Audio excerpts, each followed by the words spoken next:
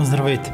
Все повече запитвания имаме как се правят монтажи на косъм, защо трябва да са толкова дълги, какви видове пелети и топченци използваме, изкуствени царевици и черви. Така че решихме да ви направим детайлно как и защо се ползват толкова дълги поводи, как се приготвят пелетките, като решите да ловите дали шарани, дали каракуди или други риби на метод фидер. Като същевременно сме подготвили да покажем защо какъв вид монтажи е най-добре, куки, влакна, топченца, как се изработва монтажа и така. Ще покажем всичко нагледно, за да може да видите и да ви е по-ясно. Доста често и по водоемите започна все по-силно да навлиза метод фидера. Като цяло много колеги прилагат шаранджийските монтажи в метод фидера. Не, че не работят и те, но те са за съвсем друг вид приложение, за съвсем друг вид монтаж. На метод фидера се лови първо с фидер въдици, ползват се такъв тип хранилки. Те са различни, ще обясним коя за какво е.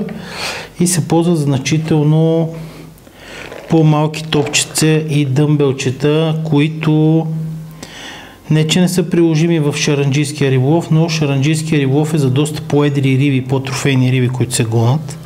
И там излетът е доста по-дълъг като времетраене и като часове. Нормалният шаранджийски излет. Докато с фидера отивате за няколко часа или за един ден и гледате да извлечете максимума, който може да хванете като риби. Но за да хванете толкова риби е нужно да направите правилните монтажи, правилната стръв и правилно да си увлажните пелетите или храната. Основният проблем, който аз виждам, като хода по водоемите и контактувам с колеги, е, че ползват, както по-рано казах, шаранджийски монтажи, пускат много по-дълги поводчета и по-дълги косми. Не, че това е лишено от размисъл, но то е за по-едри риби. Другото, което ми прави впечатление, не всеки може да си увлажни както трябва пелетите и храната, което също е проблем при условие, че ловите на дълбоко, докато слезе дадената хранилка до дъното, ако не е храната по-стегната или пелетите не направени както трябва, кошницата пада с много малко пелети на дъното или почти никакви. От това и проблема заради навикълве. Казвате, че веднага се казва монтажа не работи, примерно изкуствените червичи или дъмбелчетата няма как да работи, защото представете си, че тази маса е гола, няма никаква храна на нея, кой ще дойде да яде на нея. За да седнете да ядете, трябва да има храна на нея. Това е нещо важно и което същевременно е важно и за рибите. За да дойдат рибите на петното ви, вие трябва да имате дадено количество пелетки или захранка, което да ги привлече, което да е доста по-малко от това, което ловите и вашата стръв да изпъква над самата захранка и над самото дъно. По този начин рибата по-лесно ще забележи стръвта ви и по-лесно ще се окаже в кепчето ви. Сега ще покажем за направата на косми. Тук съм приготвил, ще направим няколко различни монтажа, да ви покажа, като аз съм си направил в къщи в свободното време повече монтажи. Закачил съм си ги на такава ева ролка, която е много удобна и после си ги взем и ползвам. Приготвили сме, след като обясним за монтажите, ще напълним вода в този съд и ще ви покажем как точно работи монтажа и как да става куката с монтажа, как се разпадат пелетите. Мисля, че ще е доста интересно на повечето зрители.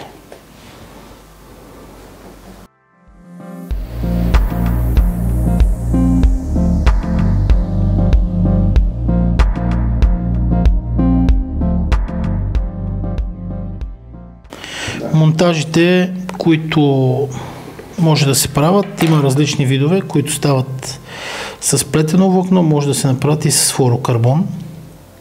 Приготвили сме флуорокарбон, приготвили сме плетено влакно. Става и да се направят с така наречените шаранджийски поводи, които се белят. Това е с цел, ако има повече миди и рибата търка по дъното, върви близко, има ръбове, доста повече тя има силиконово покритие върху плетеното влакно, което предпазва да се скъса самия повод. Сега ще изработя един-два монтажа, за да ви покажа. Идваме и си отрязваме едно плетено влакно, горе-долу на око. Предполагам, че една педа 20 см, няма да ползваме толкова.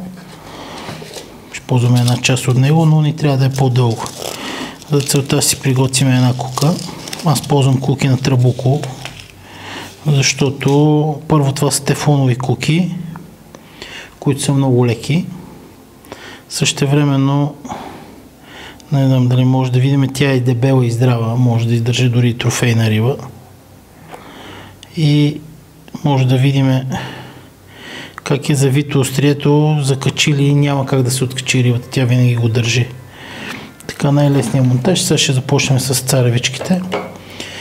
Има на всяка една фирма, няма значение коя е фирмата, има изкуствени царевички, които вършат чудесна работа. За целта ви е нужно игла, която има капаче за по-лесно прекарване на косъмчето. Сега ще покажем. Тук фащаме и я пробиваме царевичката, ето така. Тук си правим едно клубче, най-обикновено. Ще го направим в този край. Ето. На което посредством стоперче, сега ще покажем и стоперчетата, ще захванем царевичката. Вкарваме иглата, за да призатегнем възела. Изрязваме плътно ненужния край. Ето, за целта ни трябват и стопери. Ето това представляват стоперите. Има различни видове стопери, които има с кукички. Най-удобни са тези за изкуствените примамки, защото лягат отгоре върху примамките. Сега ще покажем. Откъсваме си едно малко, което тук може да го видим отпред. Как сме го приготвили.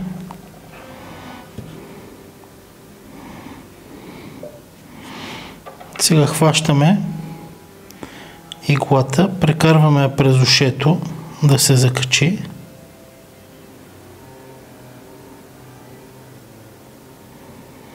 Ето може да видим и обръщаме капачето да стане ето така. За да може при изтегляне да мине безпроблемно от там, където сме го хванали. Сега ще покажем как го изтегляме. Ето как излиза, за да е по-лесно и да го разшириме. Бутаме до края игличката, да ни е по-широко. Ето как е. Хващаме стоперчето и стоперчето го прекарваме. В средата на стоперчето има като жлебче. Жлебчето влиза в средата. Ще го направя ето така, мисля, че така се вижда много по-добре. И го изтегляме, за да влезе плътно на царевичката. Ето по този начин става ето. Сега идва тънкият момент за косъма, как да определим колко да е дълъг косъма. Взимаме си куката.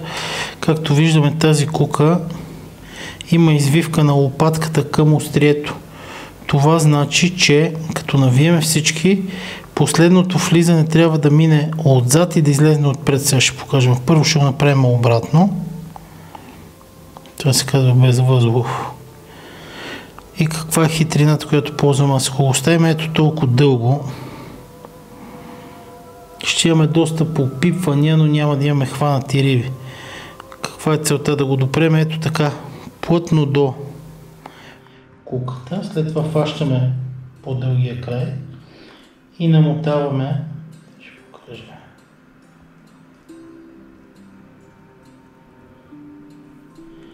На стеблото връщаме да мине отпред, за да може, вижте, като дърпаме,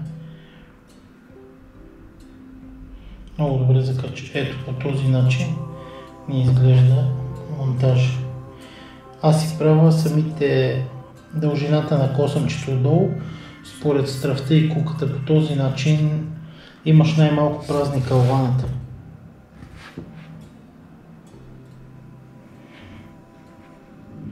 дължината, която пускам на поводите. Повечето колеги пускат ето такъв дълъг повод, но дългия повод, като застане на дъното и тя го смуква и го плюе, рибата много по-трудно да закачи. За да се закачи, тогава рибата е нужно тук на около 1 см да сложите едно ловно топче, но което според мен усложнява монтажа и ако излезе стръвта ви отвънка, доста често прехвърля зад кошниците и оплите. Аз за целта ползвам много по-къси дължини на куките. Сега ще го вържа и ще ви покажа. По този начин, в момента на смукването на рибата, от тежестта на кошницата се самозасича и се хваща. По този начин избягвам уловцето, което ползват доста колеги на повода. Ще ви покажа как е изцяло монтажа.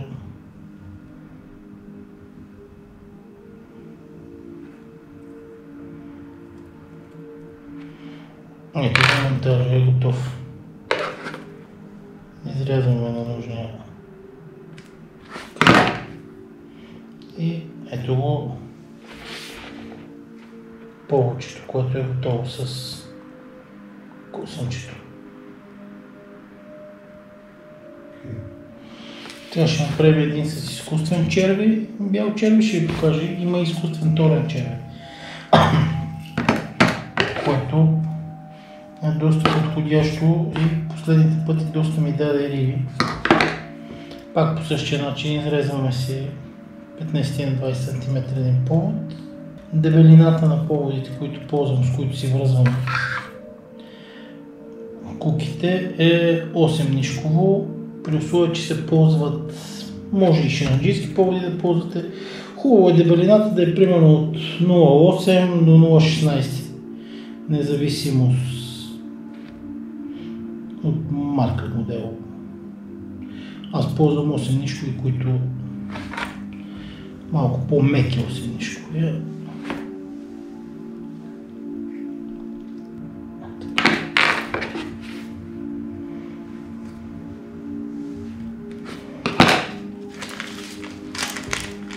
Това е малко по-нов продукт на пазара, който може би нов продукт за мен, защото отскоро го ползвам на Тръбулко. Това са изкуствени черви с куката.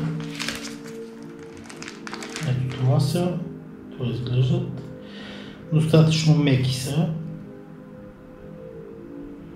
за да не усети рибата измамата, като вече може да направите от 1, 2 или 3 червея.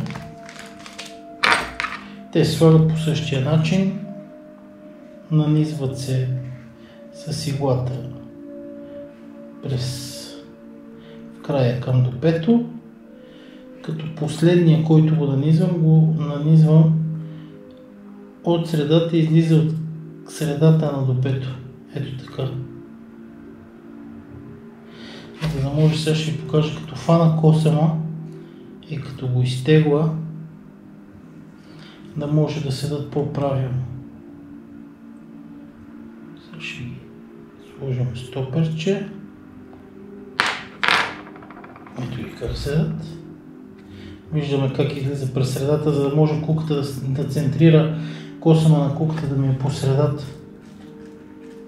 Защото ако е в края седат малко неестествено, а в края е все едно са закачени на кук.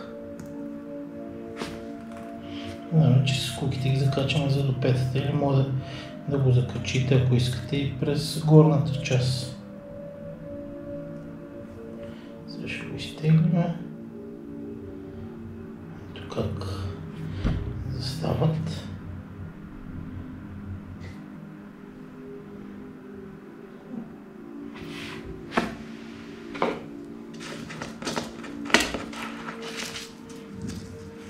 Тук ще ползвам малко по-тънка кука, не толкова дебела, но пак същевременно много здрава. Тя е шеранска серия.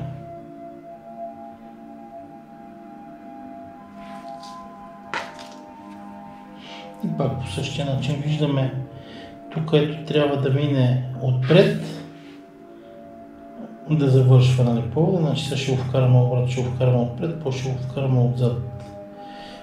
Може да се получи като се напъне и като клъвне ривата, да я правим.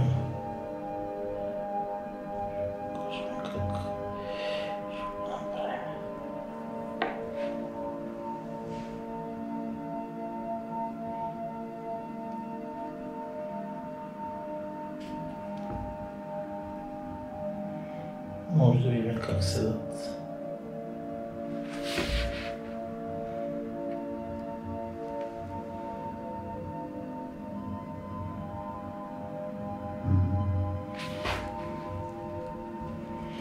Като другото, което трябва да уточним, тези черви ще видим във водата, мисля, че са плуващи, ако не се лъжа. Сега ще напълним вода, ще пробвам двата косама в тенджер, в съда с вода, за да видим точно как ще седат. Сега ще сипем водичка.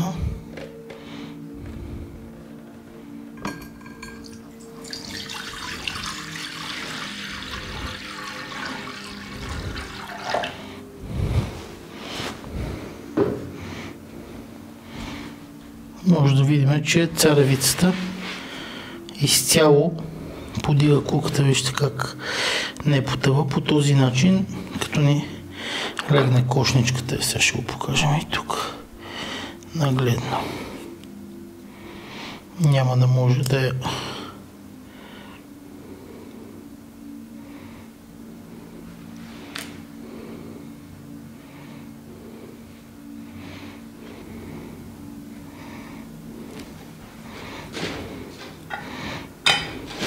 Може да видим как седи нито на повърхността, леко подига, куката я балансира перфектно. Рибата идва, вижда ви стръвта, която прилича евентуално, че пропада царевичка и ви взима. Сега ще пуснем и червичетата да видим как са. Червичетата са изцяло плуващи. Ето. Оп, неутрална плаваемост. Ще почти перфектно, като пропадащи черви седат. Апетитна работа. Ето тук ще пуснем и с два, които предварително са направени. Може да видим как седат.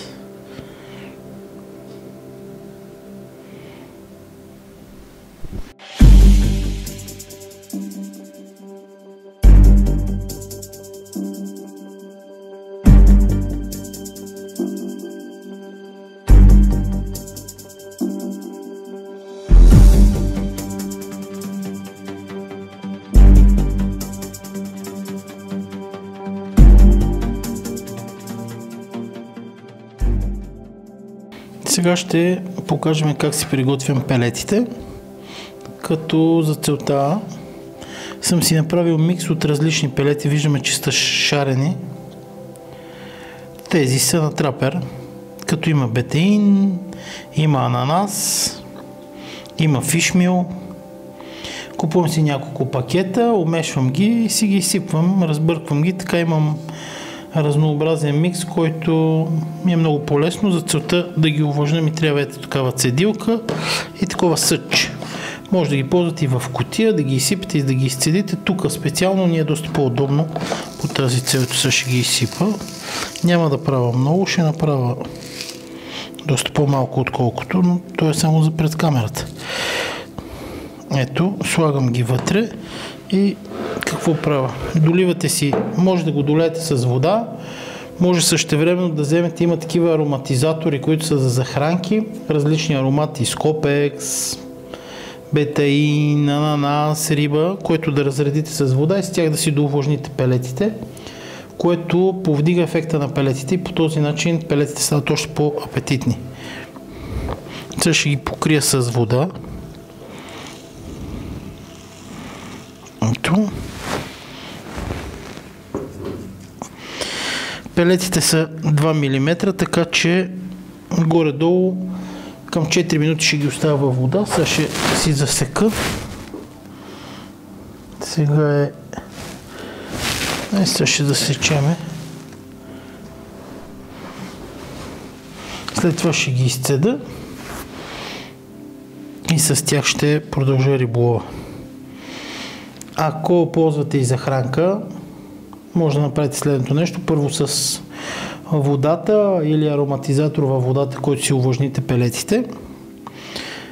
Да изчакате да ви станат пелетите и с остатъка, който става, за да не го изхвърляте, може да си доувлажните храната. Тя е перфектна за тази цел. Но най-лесно става с такъв тип цедилки за пелети. Докато чакаме да се увлажнат, ще покажем различните видове хранилки. Това е така наречения стандартен размер на хранилки. Те имат 3 големини, малка, средна и голяма. Грамажите са от 15 до 45 грама.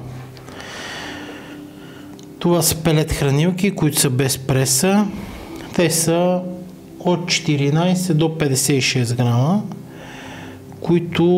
това е хранилка, която сваля по-лесно храната на дъното. Тя е изцяло метална, уловна даже, не метална, която същевременно отпред виждаме как има голям борд.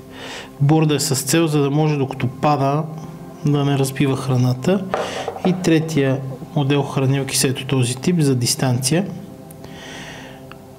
Те са доста по-удачни, защото примерно при риболов, ако задуха вятър и ловите с по-лека хранилка, те са до 60 грама.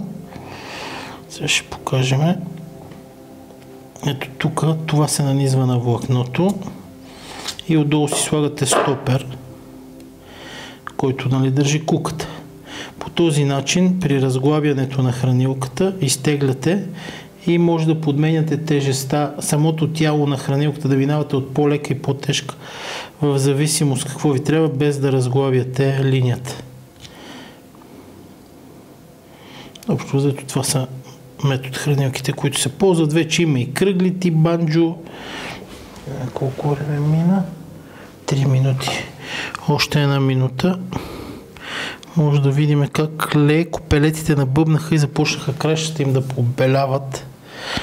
Това значи, че са почти готови.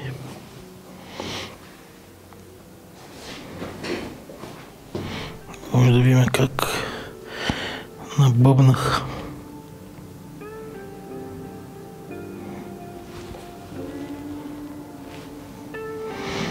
Още една минутка и сме готови.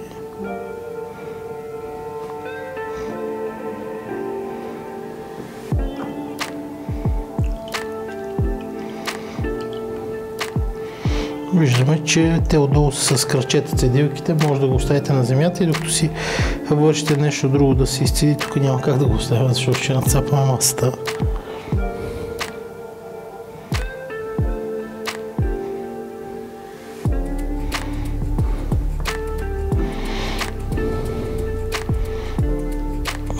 Колко са мекички. Сега ще оставим малко да се доувлажнат. Аз през това време ще изфърля водата.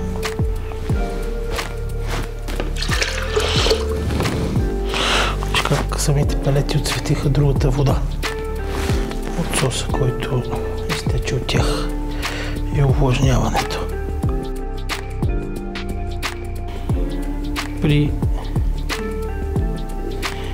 При късия повод, другото нещо, което ви позволява е да не вкарвате стръвта в кошничката, защото при замятане тя не може да оплете, не може да префърли отгоре. Има няколко варианта на поставяне. Единият вариант е слагате си стръвта вътре.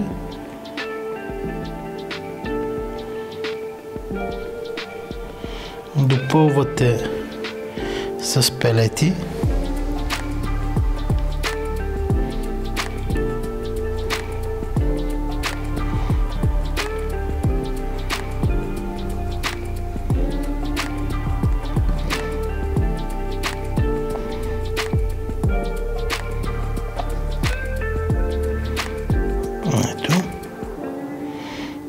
Фащате кошничката, опирате да легне хубаво във формата и натискате хубаво с ръце да може, нали, да се слепат. След това ето леко се отварят, обръщат се и ето как изглежда.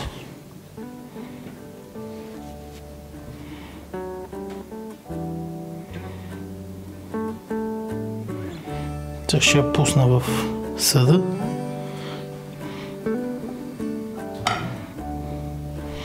Сега лека по лека те ще почнат да падат. И царевичката в един момент ще ни се дигне така. Ви позволява да заметнете без да оплетете. Докато аз доста често слагам стръвта отвън, за да може още по-бързо да клъвне рибата. Даже доста често като отвън ми кълве и на пропадане. Може би за около 3-4 минути ще се разпаднат пелетките и ще видим как царевичката леко ще се подигне нагоре. По този начин става доста апетитно за рибата. Само за толкова малко време в водата пелетките са перфектни. Тук е доста по-плитко и малко по-бавно ще стане, но колкото по-дълбоко е, толкова по-голямо е налягането и толкова по-бързо се разпадат. Лека по лека почва да падат и образуват едно хубаво хранително петънце.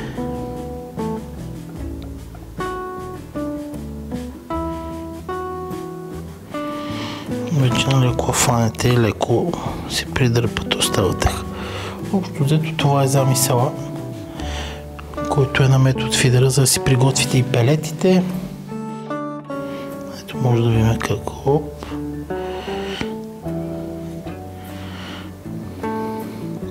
Те вече като дойдат да ядат и да засмукват го, тя е почти неутрална. Си наляво надясно. Много по-добре работи така.